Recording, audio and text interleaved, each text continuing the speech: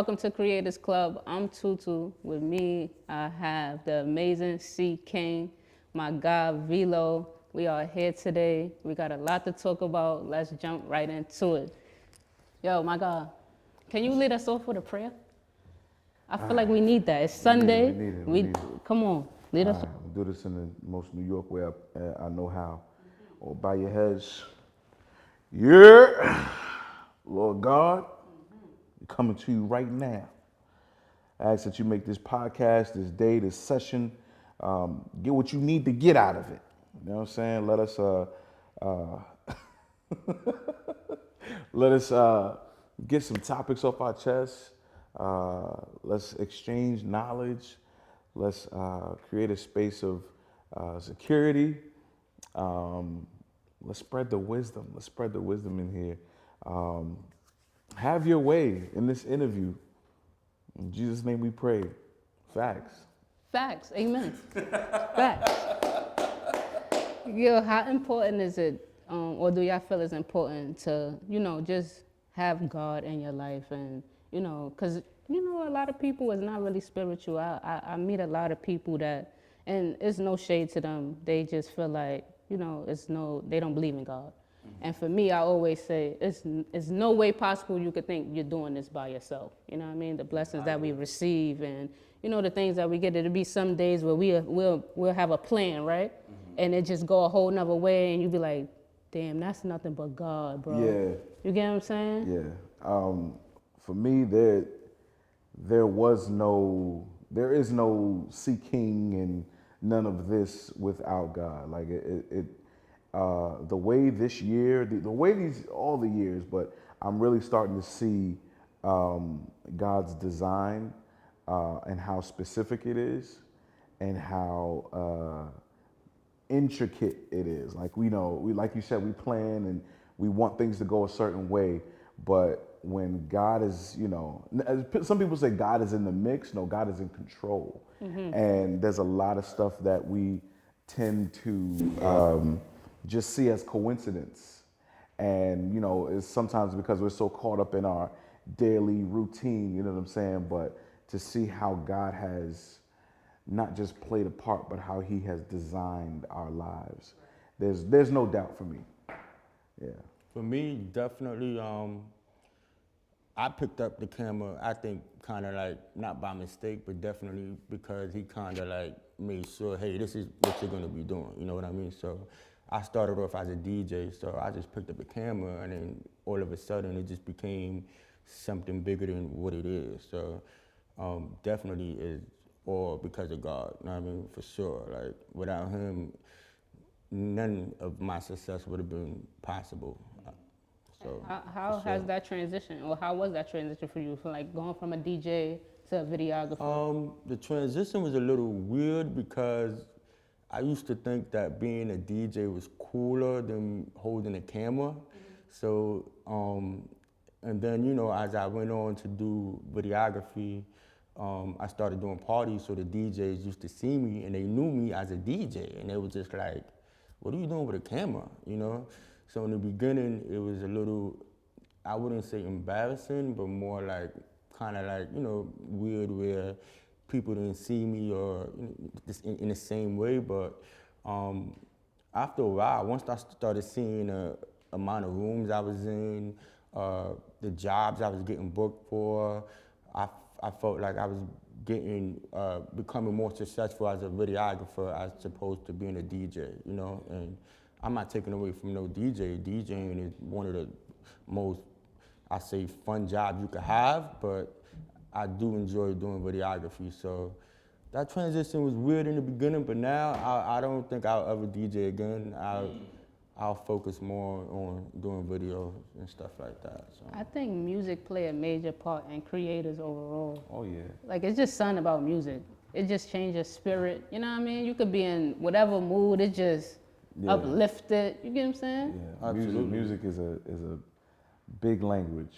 It's a big language. It's a big. It's some people have what they call the soundtrack to their lives, and there are a lot of people who, because I taught music, I taught music for 2 years at a charter school in the Bronx. How was that? Oh my gosh. If it was any other language, if it was any other subject, I'm pretty sure I wouldn't have been able to connect with the students as much as I was. It was like, the introduction was, okay, what are you guys listening to? What's on your Your Spotify or library, your, yeah. what I'm saying?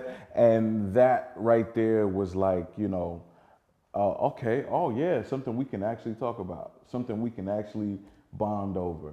And the kids, they opened up to it real quick, man, real quick. What inspired y'all to get into the lane that y'all in?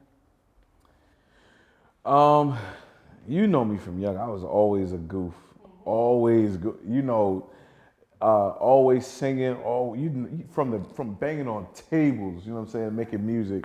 I always wanted to bring a joy or a laughter to the people around me.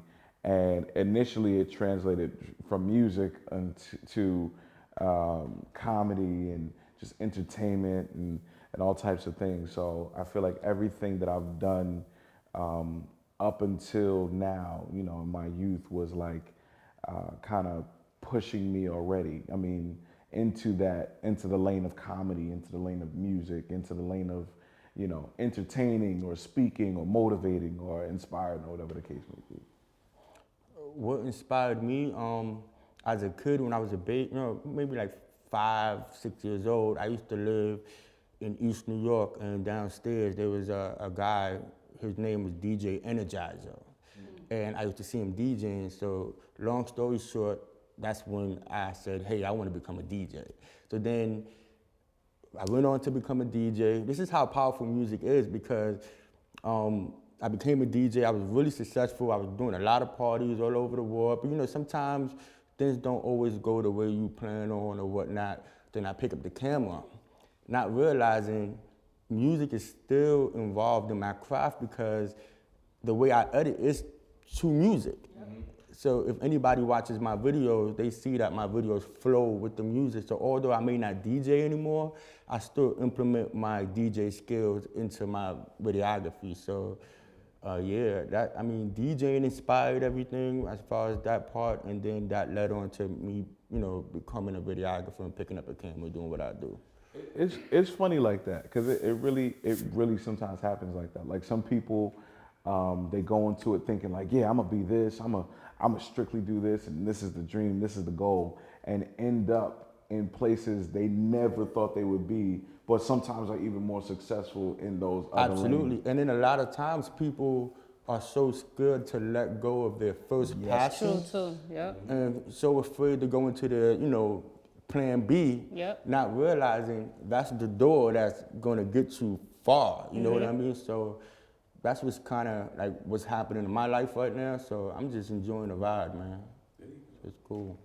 So what's some challenges that y'all face, like starting, building your brand and things like that? And yeah, what's some challenges that you feel like you face that is just like, dang? Consistency was a challenge.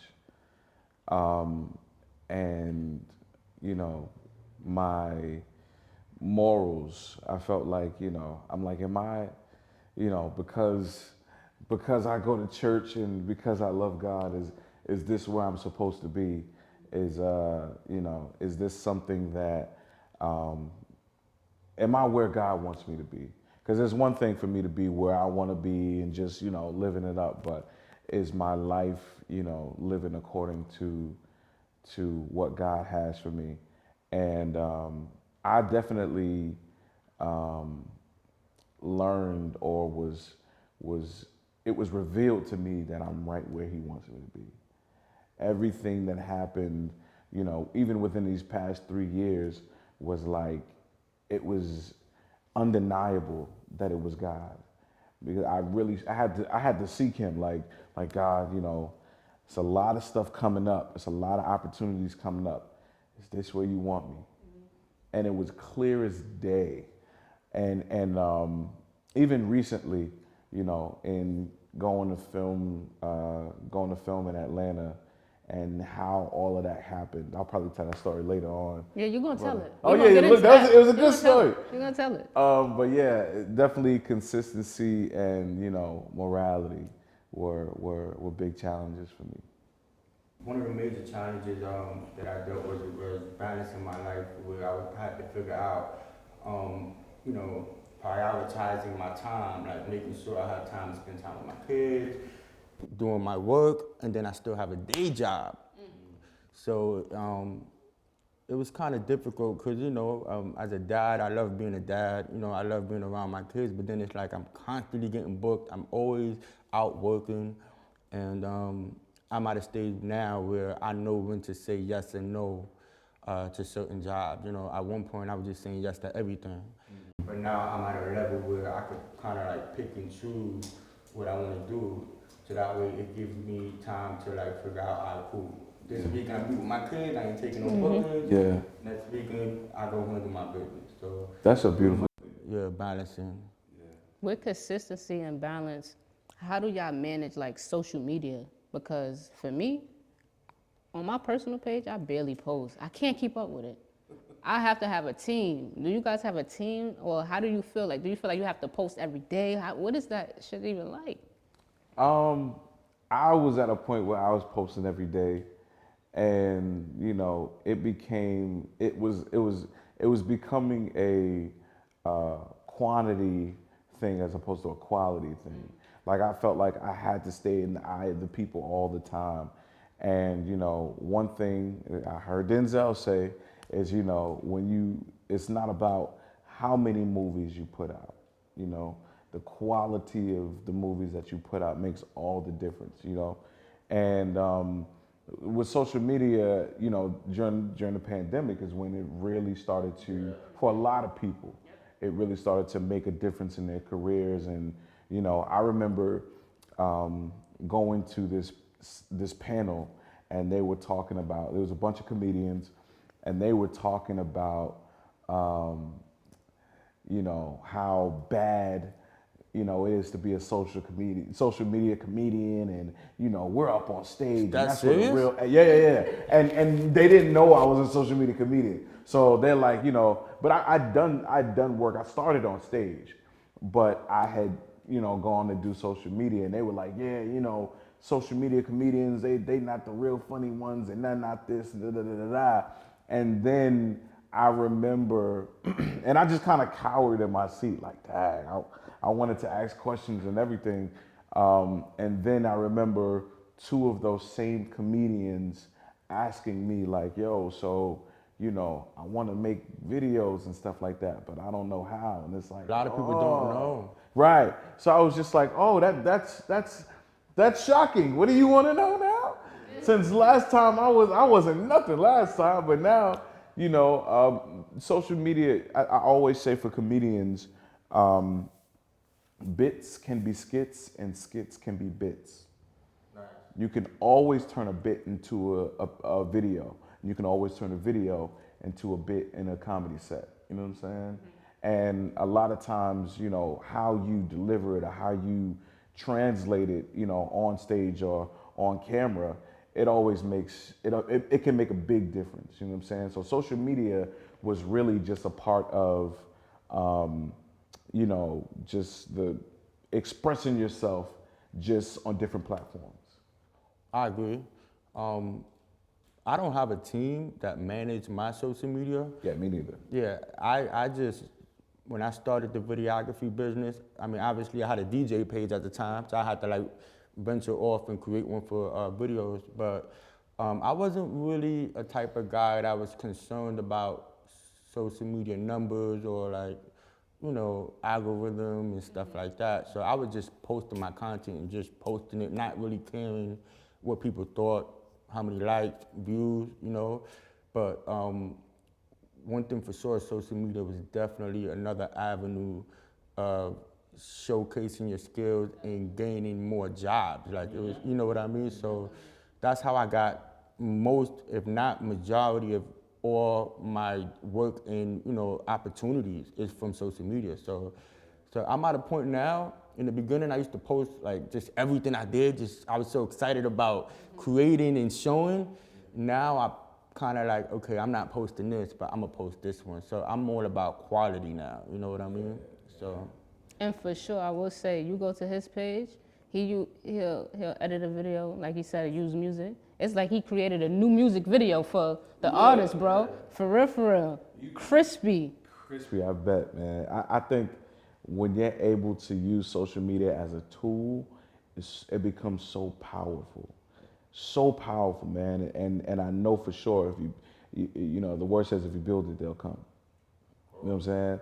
So when you're building and when you're creating, sometimes it's like, you know, you have your shoulder to the plow and you're looking down and you're putting in the work. You know, now the way the algorithm is now, it takes one video That could change everything. That could change everything. You know what I'm saying? Oh man, to go viral, that word viral, bro. That hasn't happened to me yet, but I'm waiting for that day though. Oh man, and when it comes, you're probably gonna be so into your work.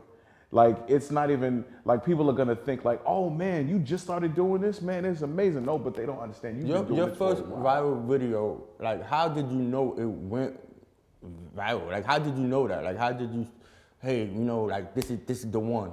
I was at a funeral. My pastor, I just did his comedy show,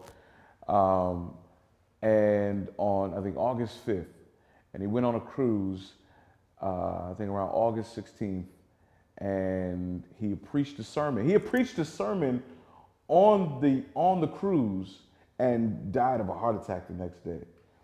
And I'm at his funeral. Mind you, this is the same guy who said, you know, hey, I know you're starting to do more shows. I know you're starting to get out there. If you need any counsel, call me. I'll pray for you. If you need funds for travel, I'll pay for you. I got you.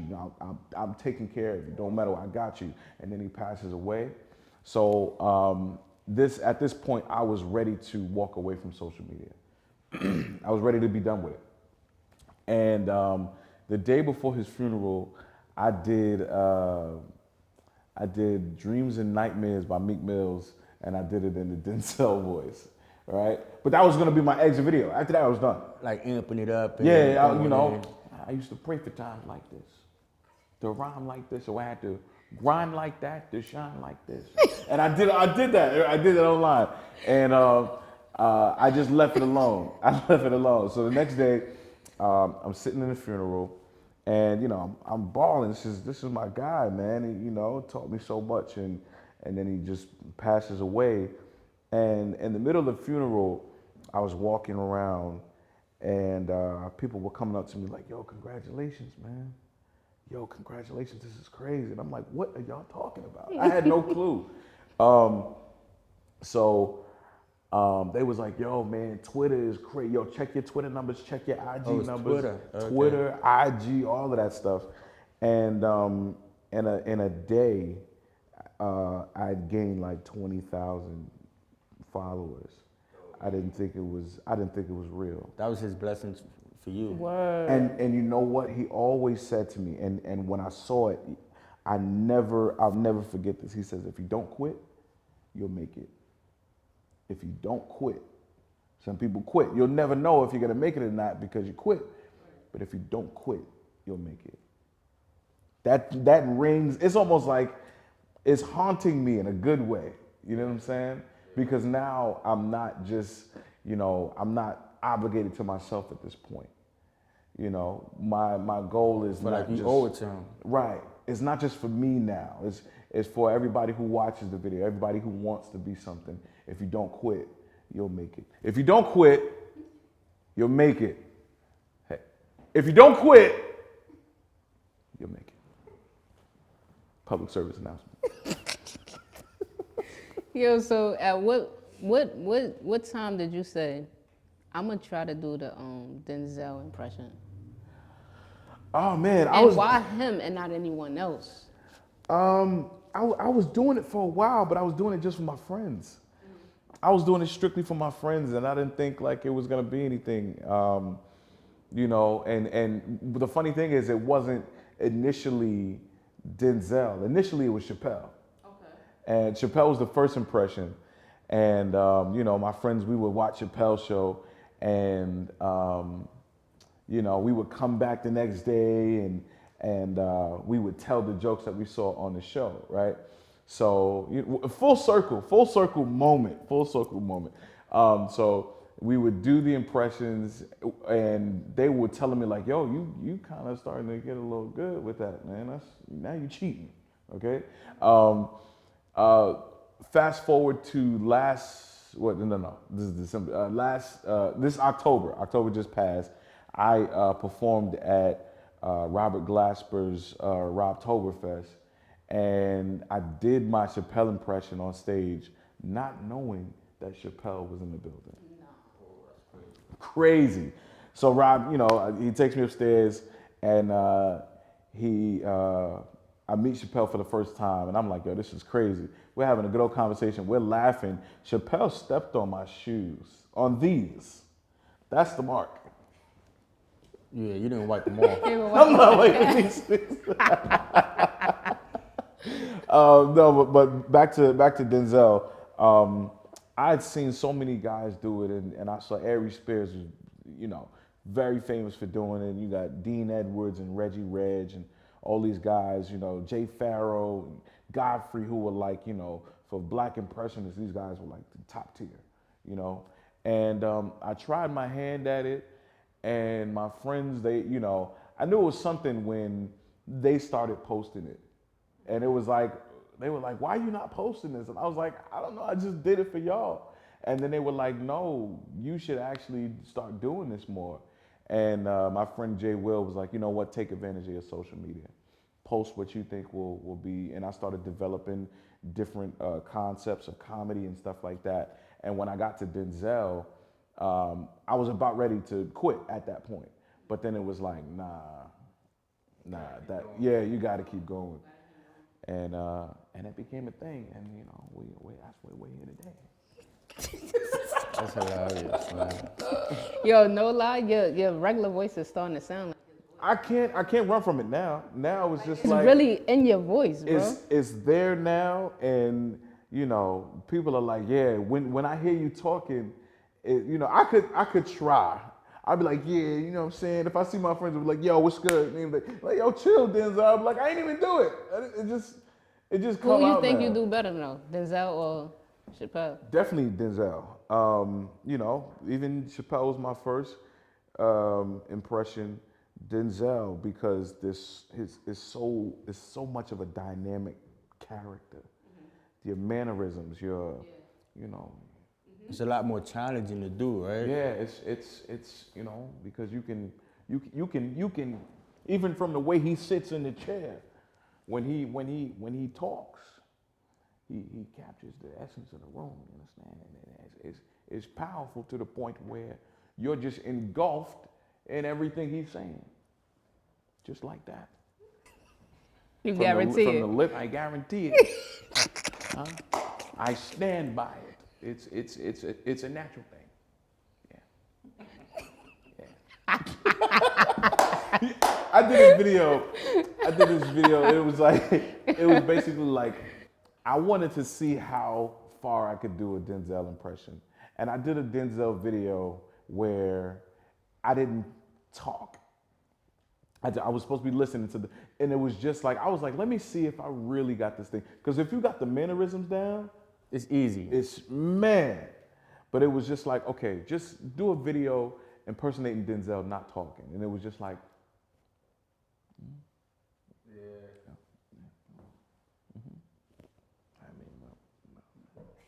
know. And it still carried over. So I was like, okay, maybe I'm on to something. Nah, you definitely onto something, bro. You definitely onto something. How does finding your lane help you as a creator? How do y'all feel? Oh man, it helps because it makes everything else. It takes the weight off of everything else a little bit more. You know, I don't want to say it makes it easier. I'm trying to dissolve the concept of hard and easy, and I want to say it just takes time. Some things we think are easy because they don't take as much time. Some things we think are hard because all you really have to do is put in the time. You spend the time. You know, so finding my lane made a lot of things easier because now I'm using what I love to get where I want to be. That's awesome. Definitely. Well, in my world, when I found my look and my vibe as far as my videos play out, I knew, all right, cool. I knew that when people see my videos, they're like, oh, that's VeloFilms. Yeah. So now I'm at a point where I got kind of like the look that people know is mine, but as time go on, I'm always like learning and developing new skill set along with that. So it makes it easier because it gave me the basically the blueprint and the beginning stage of what I need to do. But as I keep doing new edits and new videos, I always say to myself, I need to learn at least one new transition, one new overlay or whatever it is. So I always try to learn new things as I go on and keep that look that people know, okay, so it made it easier for me to say, okay, I found my look, I'm good. Now I just gotta keep learning and growing from that and, just building up, building my brand and my look, so. Do you find it hard, like setting your price for your work? How do you set my pricing? What's weird? Like lately, a lot of videographers been coming to me like, yo, how much you charge? And I'm just like, I don't know if they genuinely just trying to find out a price point for themselves, but it's impossible for you to base your price point off of somebody else's. Cause that's like, Michael Jordan, and you got a guy like Russell Westbrook. Right. That's two different values, right? So it's two different kind of players. So in the beginning, obviously, I wasn't making as much as I make now, but once I started seeing like the demand and request of me doing what I do, performing my art and giving people their client, the whatever they ask for as far as whatever content they want, I started realizing, okay, I gotta up my price.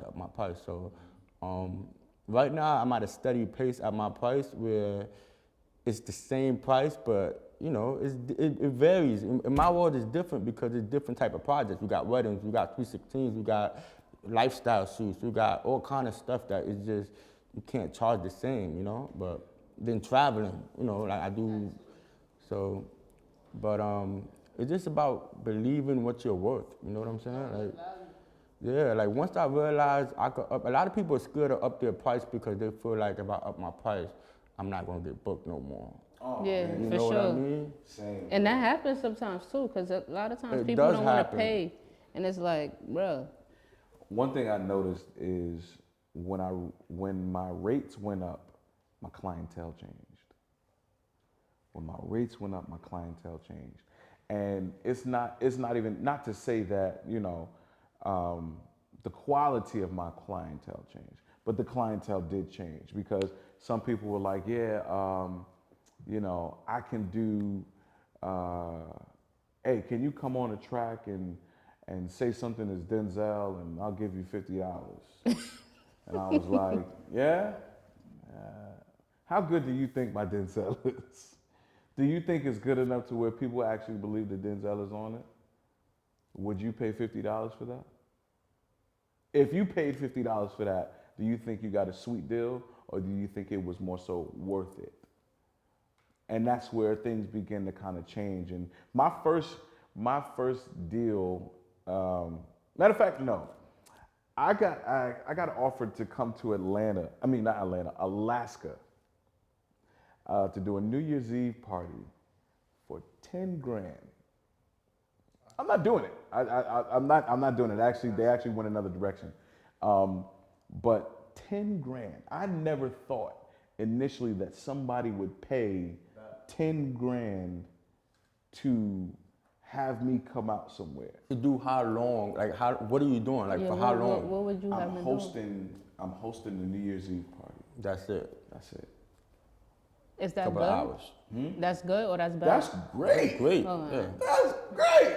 That's what. But I do agree with clientele. Like, once I started seeing my clients, you know, certain people that just, I realized that when one client was like, hey, this is my budget. I was like, that's your budget? You know, normally budgets don't be the numbers that, you know, you know what I'm saying, you agree to. Normally you're trying to like bargain and say, hey, I want more, you know? So once somebody offered me a certain amount of money that I wasn't used to receiving, I was like, oh, okay, I see where it's going. I need to start charging, you know, charging more. I think one thing that, you know, because we love to do it, and because sometimes we don't realize that we are putting our life into this. This is our life. This is our livelihood. You know, when you go to work, you put in work. This is your livelihood. You know what I'm saying? When you put in work and you know you're learning, you may be learning while you're on the job if you have a regular 9 to 5, but they're willing to pay you for that. You understand?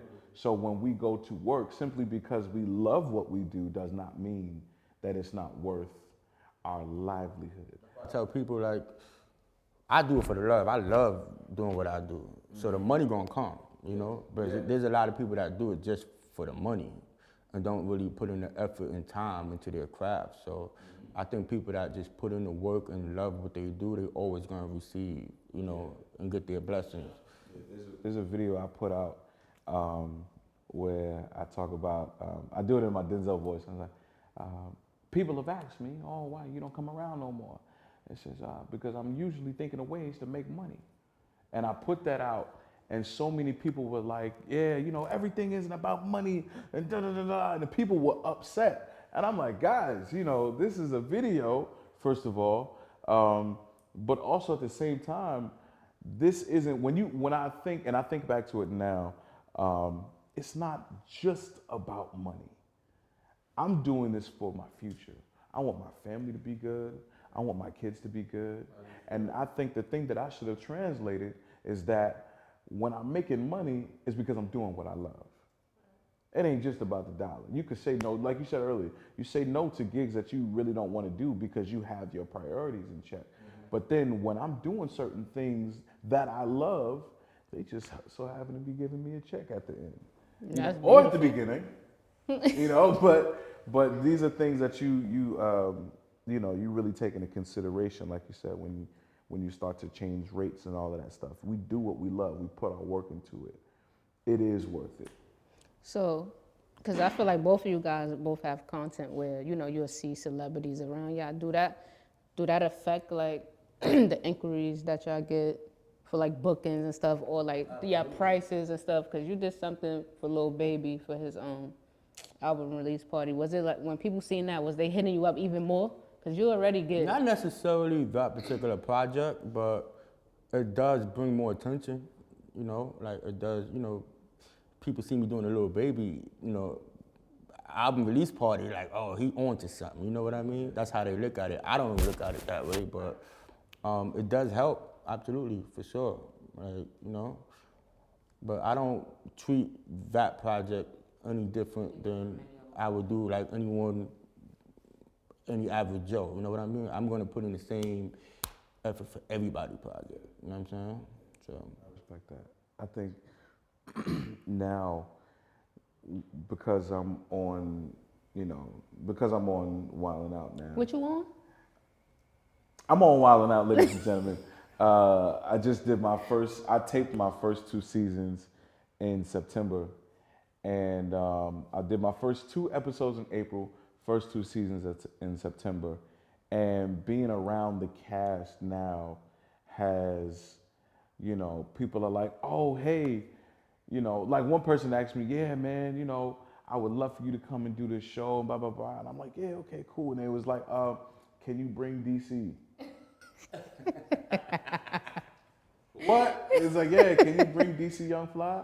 Yeah, that's my travel buddy. We go everywhere together. That's my guy DC. So it's funny, like, and now people hit up my friends. I've got a photographer out in Jersey, and you know, people found out that we were doing Madison Square Garden, and they were hitting him up saying like, yo, it's my wife's birthday. Yeah, can I get some tickets? And one girl was like, yeah, oh, you shot with C King before, right? So, can we get some backstage passes? And it's like, your people look at your association and the people who are around you, and for some people, in their eyes, that validates you. Not everything that you've done up until then, but the people that you're around, a lot of cases validate But they don't understand the work and time that got you there, though. that got me there. Because I can't be no regular Joe Schmo and then just be like, yeah, I'm around, Rip Michaels, I'm around Nick Cannon, I'm around Charlie Clips, DC, all of those guys. You know what I'm saying? I can't. You wouldn't just be, even though me and Charlie's from Harlem. I didn't see Charlie until I got on the show. Me and Charlie Clips are both from Harlem. The first time I met Charlie Clips was at Wild 'N Out on the show. You know what I'm saying? And I would feel crazy trying to clout my way to the top. I would feel crazy trying to do that, and people are comfortable with doing that. It's a weird mindset, but people are very comfortable with doing that. But for me to want to exude genuine, was it genuinity? What is the word? Help me out, guys. Is genuinity? Then you gotta go with that. Yeah. He's like, yeah, it's true. Yeah. He's like Googling it too. No, but I want to be genuine in everything that I do. So for me to try to fake it would just be like, It makes you feel like you didn't earn it. earn it. You know what I'm saying? And one thing I want to do is like every table that I'm sitting at, I want to feel like I've earned it. How did you even get on Wild 'N Out? Oh man. Sheesh. Back in 2016, I was doing this play called Man of the House. And Man of the House, I want to say 2016, maybe 2018. I was doing this play, and we were in Atlanta, and a friend of mine invited two writers to the show. So the writers came to the show, and they were like, yeah, man, you got the chops, you got the talent. It would be so dope if, you came out and auditioned and stuff like that. So I went out there. They called me back the next day. I was on my way back to New York, and they called me. They told me to come back to the studio. I was in touch with one of the writers. He was prepping me and all of that stuff. It didn't go the way it planned, and I just kind of let it go. It kind of hurt a little bit, but I was like, all right, cool. Fast forward 2020, the executive producer hits me up and was like, yo, man, your Denzel videos are killing. Get ready for auditions. And I was so excited. I was hyped. Pandemic happened. Not happening. Oh my gosh. But it was a blessing in disguise, because now I have his number. Now, if anything comes around, I can kind of just, hey, what's up, man? Remember what you said? So fast forward to 2022, I going to see this show called MJ on Broadway. It was a story of Michael Jackson. And a friend of mine, Ayanna George, was in the show. And she hits me up. We hadn't seen each other in a long time, but she hit me up the next day and said, hey, it was good seeing you. She sent me a video of Nick Cannon saying, hey, I'm looking for the last Wild 'N Out member. She said, you should go for this if you want it. And I sat there for a while and was like, you know what? I do want it. Is this what God wants for me, though? And I said, you know what? I sent in my audition tape, and people were reposting it. Everybody was tagging Nick. I hit up the executive producer. I hit up MTV, and didn't hear much. But I was like, all right, you know what? At least my fans got my back. My supporters got my back. The next day, I got offered to go to the Apollo as a guest, just not a performer, just as a guest. And Amateur Night was coming back.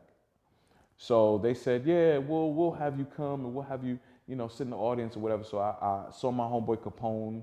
Capone was hosting. And then I found out that alongside Capone, Nick Cannon was going to be hosting. So I'm like, okay, all right, what the freak going on? But okay.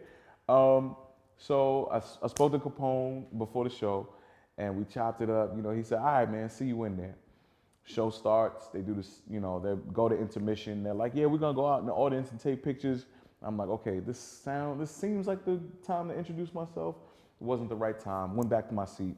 The second half of the show starts, and Capone comes over and says, "Yo, Nick, you know this guy right here?" And Nick walks over and says, "Who's it?" "Oh yeah, that's C. King, man. He's a great comedian, you know, a dope impressionist. He got Denzel on lock, man." And my mind, You had no clue. the mouth of my mind is on the floor. You know what I'm saying? Like, I gotta play it cool, but I'm literally jaw on the floor in my mind. And he comes over and then he says, "Yeah, we need to have him on Wild 'N Out, right?" Explosion right there. Then Capone says, "Yo, come up and do something real quick for us." What? Capone is legendary.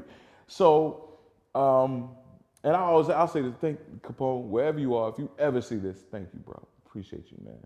You threw the alley of the century, dog. So I went up there, I did, impression real quick, sat back in my seat.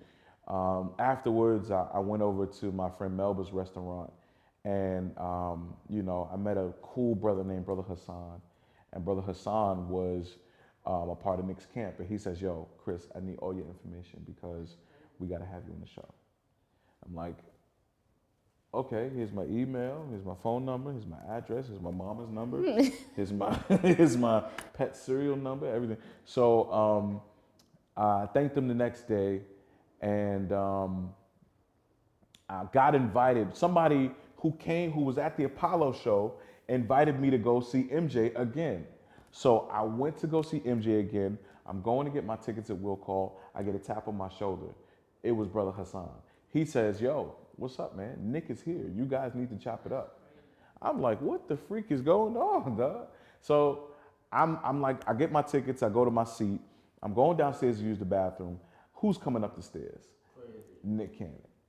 He says, "Yo, C. King, what's up, man? Like, has anybody reached out to you?" And I'm like, "No, not yet." He says, "Okay, boom. But after the show, don't leave. After the show, don't leave. We're going to talk." So I'm like, "Oh, shoot, here it is." After the show, we chop it up. He says, "Look, we're going to give you 2 episodes. If you do good these 2 episodes, we got a spot for you in the next season."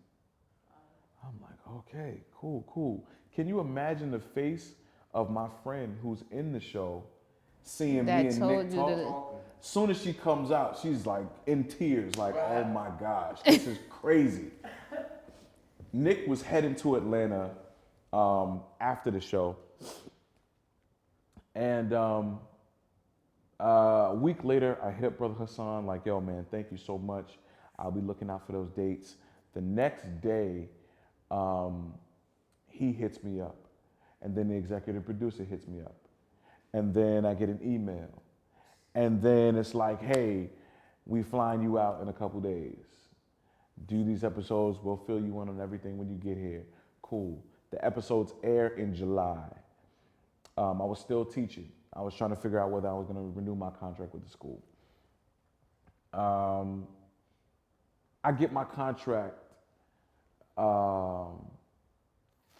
and that day, I leave my job. Fire. That day. That's what's up, man.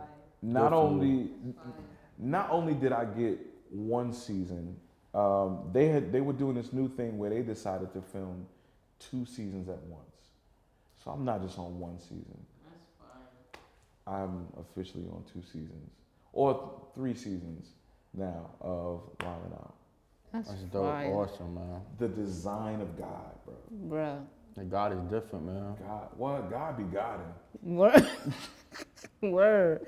Then y'all was in MSG. What was that like? What? I've been to Madison Square Garden several times. To feel the ground. You ever stood in Madison Square Garden and just stood still? The only time I felt the ground shake at a concert was Kanye. Oh my. When he had the floating stage Yeah, in the yeah, middle, yeah, yeah, yeah. and they had the mass pit in the middle, I was in disbelief. I was in there like, yo, like, I thought we was going down. the floor is just shaking. I said, okay, well, this is a fun way to go. and getting there, there was a lot of things that could have prevented me from getting on that stage.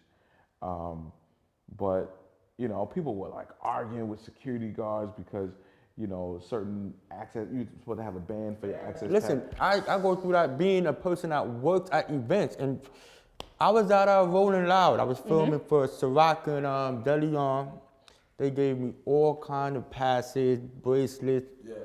I'm chained up like I'm looking like, Yeah. you know, and I'm going through the back, and they're like, nah. I'm like, but I have on everything. I got on everything. I'm like, yo, I gotta work, you know, I gotta film. And he's like, well, nobody's getting past me at all. I was like, Bruh, it's crazy because, you know, I mean, I get it. People are doing their jobs. There were literally people who got up and said, hey, I know you're on the show. Congratulations. But if you don't have this color band, I can't let you back there. Nah, that's beast. I'm like, wait a minute now. You know I'm supposed to be on stage right now. I missed so many games. You know, Nick gave me a little bit of shine at the end, but to be on there and to know that I belonged on there, to know that I belonged on the stage with my cast members, it was an amazing feeling. Because sometimes you go somewhere, I used to go places and I'm like, dang, do I belong here? People are looking at me like, who is this guy? Feel out of place. You know what I'm saying? I feel out of place. I'm like, dang, I'm just up here. But when I had on a leather jacket and my Wildin' Out hoodie, and when I took my jacket off and I had C King on the back, I could hear people in the audio, yo, C King, That's fire. yo, you man. I was like, yeah, Yeah. yep. Yeah, man. You where you are. You're where you're supposed to be, and that's important to know. What have been your experiences with contracts? Woo, contracts. You gotta knowing my lack of knowledge. I'm grateful that I have friends who I can send contracts to, and say, hey, can you look this over? Can you check this over? How does this look? I've sent a few Warner Brothers contracts. I send over Fashion Nova contracts to people. You know, even for smaller shows and smaller events, I've sent over contracts for that. It's always important to have, if you don't have the knowledge, or to have somebody who does have the knowledge to look over your contract, or to even have a contract. Because there's certain things that you can do and you just thinking you're doing it for the love. No, friends need contracts too. absolutely, Put contracts in place for your friends. 100%. Okay? Because there are things, and if your friend feels a way about it, They're not rocking with you. They're not rocking with you. I had somebody who I said, look, she said she wants to manage me. And she said, you know, in the beginning, because I wasn't making as much money, that she wouldn't take anything out of it. She didn't want any money from me. And I said, that's cool. But understand this, you're dealing with my name and you're dealing with deals now. Let's sign something. Let's sign something. Let's put something on paper that says such and such is taken care of. Because when they get to that point, you still have that understanding. Right. And there's no difference from that point on. You're my connection to these people. You're my connection to these companies now. Even if you decided not to take money, you're my liaison. Now, I've never said that word that perfect before anyway, but now you're my connection. You're my representative. So now, the fact that I'm gonna be making money off these contracts, I need us to be in some sort of agreement, some sort of written or typed agreement. You know what I'm saying? Doesn't matter what the situation is. Even for your friends. Your friends want you to do something, yo, I'll pay you this, you know, can you just pull up to this? Okay, cool. Sign this, send this. This is my work. This is my name. Right, for sure. You know what I'm saying? It's important like that. With me, I'm still learning. Like, I'm still, like, there's certain projects. I mean, I should be sending contracts to all my projects, but I got so many good relationships with certain people that maybe it doesn't involve a contract. But for the most part, I know for sure that when I do run into little issues, I always implement those things into I'm always adding it to my contract because I'm learning as I go, you know? So I may not know, oh, this is gonna happen. And then when it happens, I'm like, damn, I gotta start putting that into my contract so that way they understand this is what it is, you know? So for the most part with me, contract is definitely important. For weddings, for sure. Because weddings like the most important, like it's so stressful, man, doing weddings because it's like that's the most important day for that person. You know what I mean? Like for especially the bride, you know what I'm saying? So always send out contracts and break down exactly what I'm providing to my clients because they always tend to try to like get more out of me when it's all said and done. You know what I'm saying? So you didn't contract me for that. You said you wanted 500 pictures. You wanted now 10 you want videos. 1,000. Yeah, now you want Yeah, that's 1,000. beast. Oh yeah, can you just do Can this you for me? send me Can this? just do You know, this? like a lot of people be trying to ask me to give them the raw footage, and I'm just like, in the beginning I used to do it because I used to think that being a part of my package would sell me more. Because they feel like, because people want to, because you know, if I'm charging a certain amount of money, you want to feel like you're getting something out of it. But now it's like, it's kind of hard to be giving people raw footage. One, it's too large, like those files is huge. And then two, it's just, that's my work. I like, at the end of the day, even though it's your wedding, those footage, I own those. You know what I mean? And people fail to realize that, you know? People think that when you shoot for them, they own they own your work. No, that's mine. You know what I mean? But it's me. It's videos of me. No, it don't matter. I own those. It's So on my camera, my memory card. Contract is definitely a very about. important factor in business, man. And how do you feel about having insurance and stuff when you give? Insurance, honestly, insurance is very important. Even though I'm having a hard time finding the right insurance company to provide me with that service, because I've been calling and it's like it doesn't exist, kinda, and I'm just like, how? Like I got $1,000, like over 10 to 20,000 worth of equipment, and I can't insure my equipment. You know, many times I've lost my cameras or I've broken some of my equipment, and I got to come out of my pocket to, you know, I got to work, I got to get things done. So. Right. And you don't always want to put it on the client to be like, hey, well. And get an LLC, please. Get an LLC, S Corp, get something, because people fail to realize there's a lot of perks in having an LLC as a business owner. You know what I mean? I mean, it's cool to you know, work on the fly, get paid cash or whatnot, and think you get away from Uncle Sam by not paying no taxes. But you gain a lot more when you do it the right way. You know what I mean? Like you'll get more access to loans, bigger loans. You know what I'm saying? Where you're able to expand your business and become a bigger brand. You know what I'm saying? So don't be afraid of a LLC. LLC is legit. Yeah. Gotta love a good write-off.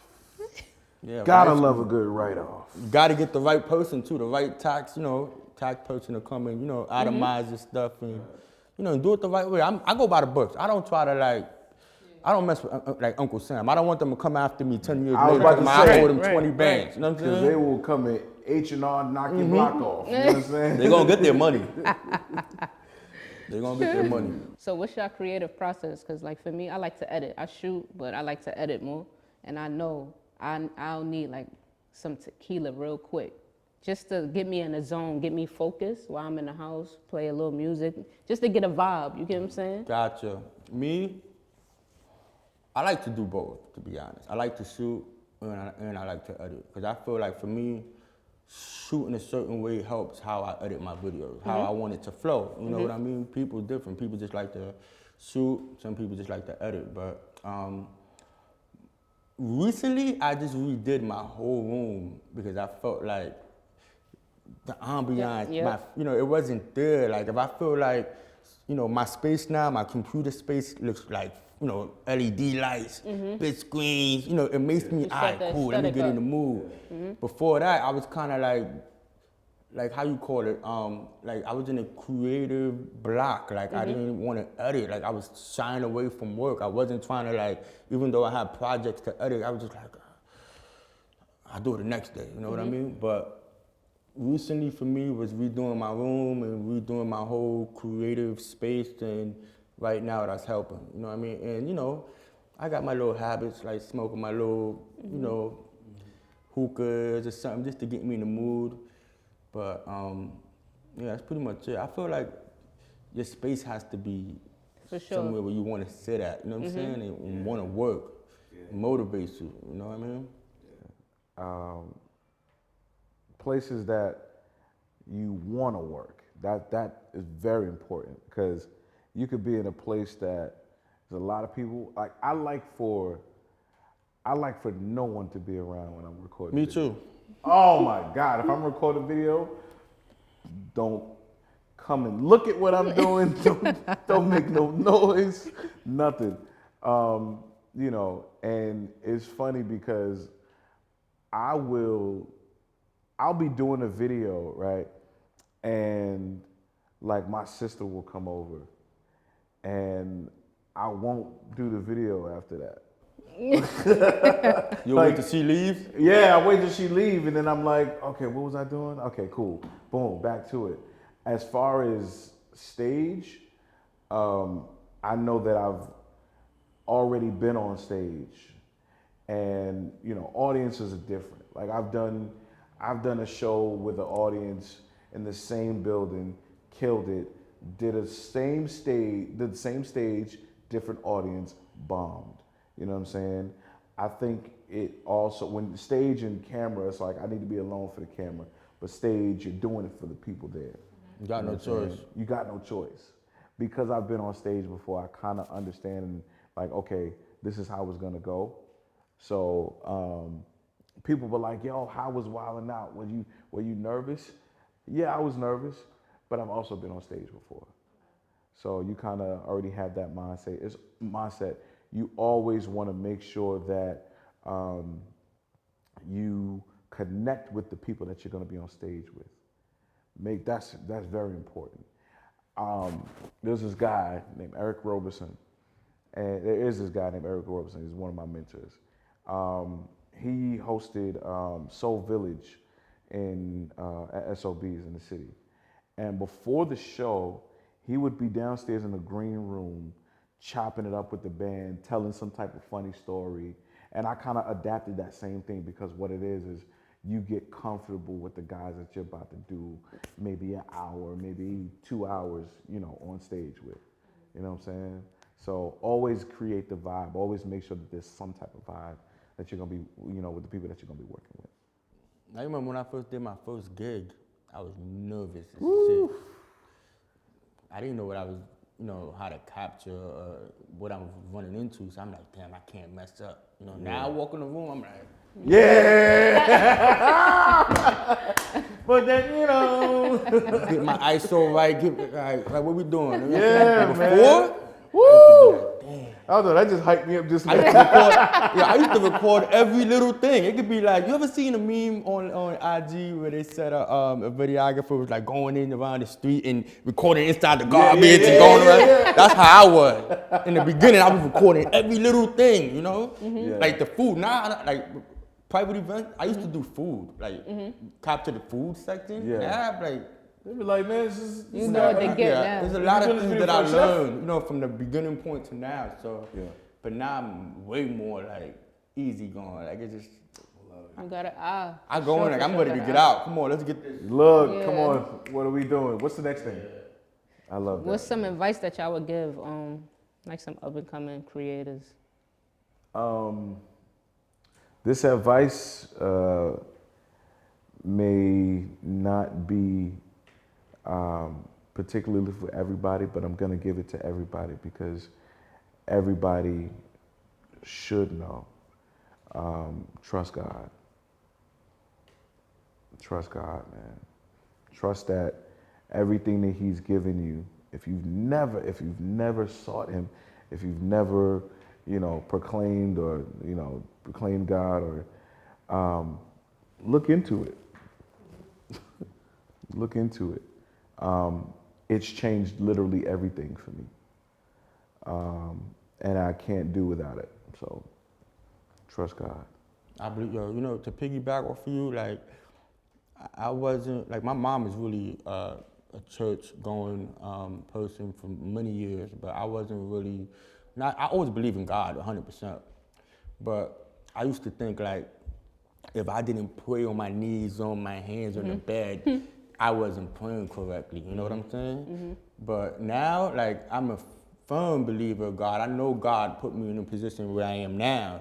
So there's no wrong or right way to believe or to pray. Like, don't let nobody tell you how to, talk to the man above. You know what I mean? Like, I talk to him when I go to sleep, I'm talking to him, Then I go to sleep, you know what I'm saying? Like, that's how I do it. So my advice too is to believe in yourself and be consistent and don't worry about what nobody else thinks or view you as whatever field of work you're doing. You got to keep going and put in the work, and down the line you're gonna get there. You're gonna reach the goal that you want to reach, but you got to put in that work though. Got to put the work in. If you don't quit, you'll make it. That's a fact. Stay consistent. You know what I'm saying? Yeah, man. Love what you do. Love what you do. Be grateful. Be grateful of where you are. The process is where it's at. Don't forget to enjoy the moments in which you are. Don't forget those moments, because when you get on, or when you get, when you further advance, it's like, okay, I remember where I was, and now I'm here. I can get to where, where the next step is, man. Consistency, bro. I love that word. Sure. I want to thank y'all for taking the time today. I definitely appreciate y'all. It's a blessing to even be sitting here amongst y'all guys. You know what I mean? So thank you so much. Y'all already know it's Tutu, my boy Cking, Velo, not Velo, Velo. Velo. Stay tuned for the next episodes. Remember, let the creators create.